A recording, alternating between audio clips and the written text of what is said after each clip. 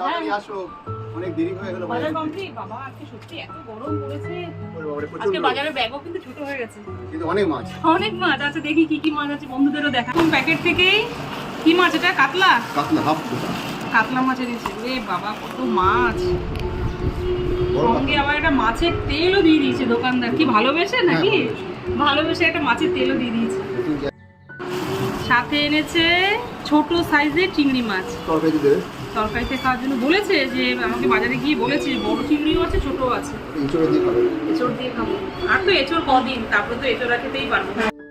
তারপরে প্যাকেট থেকে বড় সাইজের চিংড়ি মাছ এনেছে। আমাকে গিয়ে বলেছে বড় ছোট দু রকমই চিংড়ি মাছ বাজারে আছে।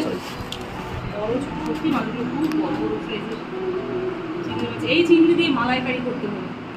মালাইকারি এই চিংড়ি বেস্ট হবে। চিংড়ি হ্যাঁ বড় সাইজ। প্যাকেট থেকে ট্যাংরা মাছ, ছোট সাইজের, এগুলোকে দেশি ট্যাংরাই বলে, একদম দেশি ট্যাংরা মাছ এনেছে। তারপরের প্যাকেট থেকে খলসে, এই মাছটা আমার ভীষণ পছন্দের একটা মাছ। এই মাছটা কিন্তু বর্ষাকালে বেশি পাওয়া যায়। যাই হোক একটা মাছও কাটিয়ে আনি আজকে।